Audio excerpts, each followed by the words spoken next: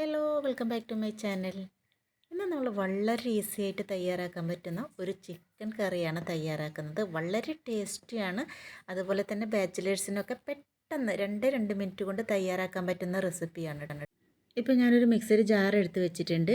അപ്പോൾ നമ്മൾ നേരത്തെ ചിക്കൻ വറുക്കുന്നതിനായിട്ട് മസാല അരച്ചിട്ടുള്ള ജാറ് തന്നെയാണ് എടുത്തിട്ടുള്ളത്. അപ്പോൾ അതിൽ നമുക്ക് കുറച്ച് മസാലയൊക്കെ അരച്ചെടുക്കേണ്ടതുണ്ട്. അപ്പോൾ ആദ്യം തന്നെ ഞാനിതിലേക്ക് 4.5 ടേബിൾ സ്പൂണോളം മുളക് പൊടിയാണ് ചേർക്കുന്നത്.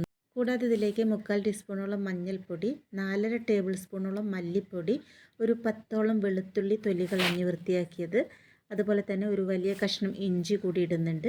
ഇനി നമുക്കിത് നന്നായിട്ടൊന്ന് മിക്സിയുടെ ജാറിൽ അരച്ചെടുക്കണം. 1 ടീസ്പൂണോ 1.5 ടീസ്പൂണോ വെള്ളം ചേർത്തിട്ട് നമുക്ക് അരച്ചെടുക്കാം കേട്ടോ. അപ്പോൾ അരച്ച ആ മസാലക്കൂട്ട് നമുക്ക് മാറ്റി വയ്ക്കാം. ഇപ്പോൾ നമ്മൾ കുക്കറിലാണ് ചിക്കൻ റെസിപ്പി തയ്യാറാക്കുന്നത് മുമ്പേ പറഞ്ഞല്ലോ. അതുകൊണ്ട് തന്നെയാണ് പെട്ടെന്ന് 2 മിനിറ്റിനുള്ളിൽ നമുക്ക് ചിക്കൻ കറി വേവിച്ചെടുക്കാമെന്ന് പറഞ്ഞത്. പുറത്ത് ജോലി ചെയ്യുന്ന ബാച്ചിലേഴ്സിനൊക്കെ പെട്ടെന്ന് തന്നെ തയ്യാറാക്കി എടുക്കാൻ പറ്റുന്ന ഒരു ചിക്കൻ കറിയാണ്. വളരെ ടേസ്റ്റിയുമായിട്ടുള്ള ഒരു റെസിപ്പിയാണ് കേട്ടോ. അപ്പോൾ നമ്മളിപ്പോൾ കുക്കർ സ്റ്റവിൽ വെച്ചിട്ടുണ്ട്. നന്നായിട്ട് ചൂടായി കഴിയുമ്പോൾ അതിലേക്ക് 4 ടേബിൾ സ്പൂണോളം കോക്കനട്ട് ഓയിൽ ഒഴിച്ചു കൊടുത്തിട്ടുണ്ട്. നിങ്ങൾ ഏത് ഓയിലാണോ യൂസ് ചെയ്യുന്നത് കുക്കിങ്ങിനായിട്ട്, ആ ഓയിൽ നിങ്ങൾക്ക് യൂസ് ചെയ്യാം കേട്ടോ. അപ്പോൾ ഞാനിവിടെ കോക്കനട്ട് ഓയിലാണ് എടുത്തിട്ടുള്ളത്. അതിലേക്ക് 4 വലിയ സവാള ചെറുതായിട്ട് കനം കുറഞ്ഞ് അരിഞ്ഞത് കൂടി ഇട്ട് കൊടുക്കുന്നുണ്ട്. ഇതിലേക്ക് 1/2 ടീസ്പൂണോളം ഉപ്പ്, അതുപോലെ തന്നെ കുറച്ച് ഫ്രഷ് കറിവേപ്പില, 4 പച്ചമുളക് കട്ട് ചെയ്തതും, അതുപോലെ തന്നെ 2 ബേ ലീഫ്, ഒരു വലിയ കഷ്ണം കറുവപ്പട്ട, 1/4 ടീസ്പൂണോളം പെരിഞ്ചീരകം, 2 ഏലക്കായ എന്നിവ കൂടി ഇട്ട് കൊടുക്കുന്നുണ്ട്. കൂടാതെ ഇതിലേക്ക് 2 വലിയ തക്കാളി കട്ട് ചെയ്തതും, 1/2 ടീസ്പൂണോളം ഉപ്പ് കൂടി ചേർത്ത് കൊടുക്കുക. 1/4 ടീസ്പൂണോളം മഞ്ഞൾപ്പൊടി കൂടി ഞാൻ ചേർത്ത് കൊടുക്കുന്നുണ്ട്. ഇനി നമുക്കിതിലേക്ക് ചിക്കൻ ചേർത്ത് കൊടുക്കാം. നന്നായി കഴുകി വൃത്തിയാക്കിയിട്ടുള്ള 1/4 കിലോ ചിക്കനാണ് ഞാനിതിലേക്ക് ചേർത്ത് കൊടുക്കുന്നത്. ഇനി നമ്മൾ നേരത്തെ തയ്യാറാക്കിയിട്ടുള്ള മസാലക്കൂട്ട് ഇതിലേക്ക് ഇട്ട് കൊടുക്കാം. ഞാൻ വെള്ളം ചേർക്കാതെ അരച്ചത് കൊണ്ടാണ് ഇതേപോലെ പൊടിയായിട്ട് തന്നെ ഇരിക്കുന്നത്.